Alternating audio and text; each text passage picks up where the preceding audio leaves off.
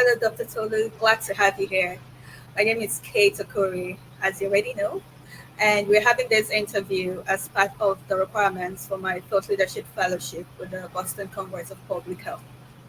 My focus on climate and health has been informed by research findings that show that providing information about the consequences of climate change can increase engagement and support for mitigation policies. So before we delve into the topic of the day, Dr. Tolu, could you introduce yourself to our audience? Thank you, Kate, and it's a pleasure to be here. I am Tolullah. I'm a public health physician and urban epidemiologist. I work at the University of Cambridge and lead the UrbanBetter initiative. The first thing I have here is, what's your definition of a healthy city? I would say my definition of a healthy city is one that looks at across the natural built social environments. The elements of public space are proactively designed to create health and to do so in the most equitable and inclusive way. What are the unique opportunities to build a healthy city, this time looking at Lagos? Lagos is already a mega city, but it's still growing super rapidly. Alongside that growth, a lot of the infrastructure development is happening now. So it's something like, the vast majority of infrastructure spend is yet to happen, right? It's phenomenal when you think about it. So that's one thing in terms of the environment. The second reason, again, is that the population is young, right? So the median age in Lagos is 18.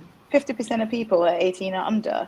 That's phenomenal. From a health perspective, the opportunity to create a healthy population by shaping an environment that just keeps people healthy for as long as possible.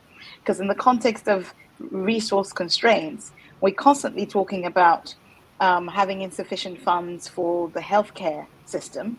And we do need greater investment in the healthcare system, absolutely. However, there is no permutation of development that will outpace the need if we don't actually turn the tap off, right, and reduce the need for healthcare. And what better place to do that than in somewhere where most people are young?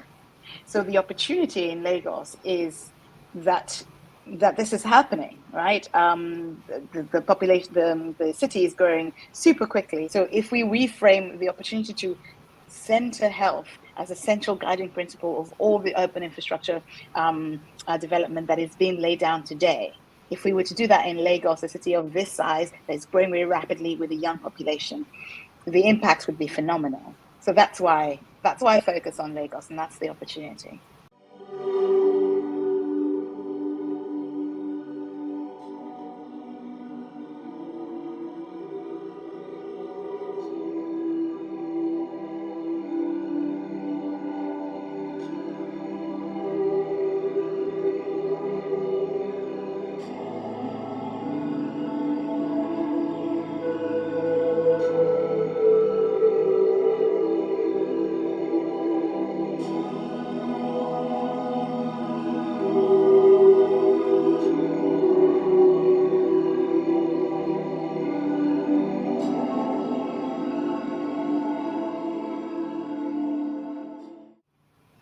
So we're not measuring, right? And you can't change what you don't measure, right? You first have to know what it is that you want to change, right? And then you have to try to change something, and then you have to measure to see if it works. So the first hurdle that we're at the moment is saying, how can we measure better? But I feel very strongly that we can also measure better in two ways. We can measure better in terms of getting more monitoring stations across the cities, but we can also measure better in terms of starting with more participatory approaches. It's not like, oh, we'll do this first and then afterwards, if it works, we'll bring people on. No.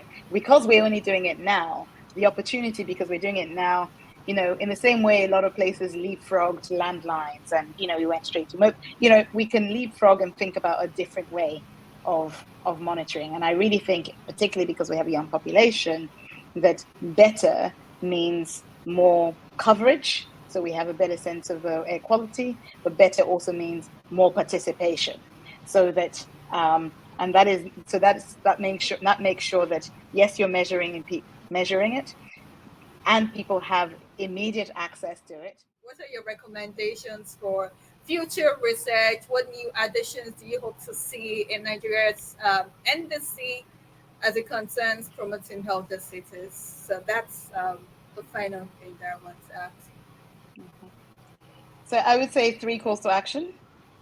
1, measure more and better. So these exposures, we know the exposures that are linked to, that have implications of on health and are linked to climate risk. It's air pollution, is the built environment related to transport and those kind of safety and injury risks, and its food environments. So better measure.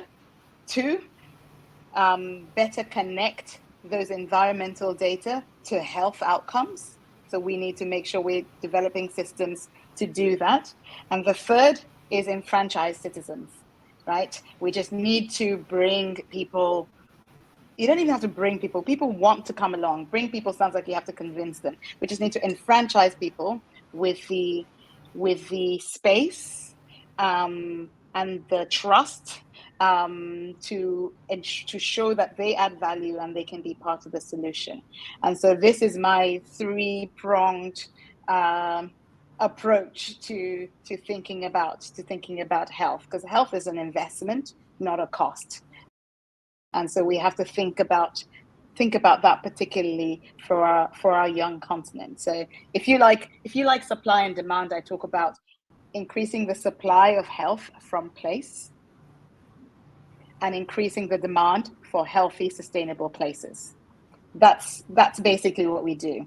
The demand can be there, but then at some point the supply has to kick in. The supply of health is clean air, walkable cities, healthy access to healthy foods. This is what we need, and this is how we need to shape our cities. So if you were going to ask me about, when we talk about the health system, we normally think about the healthcare system.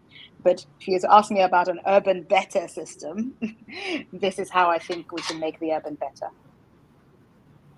Yeah. So the second one, I was asking, what do you hope to see in Nigeria's NDC?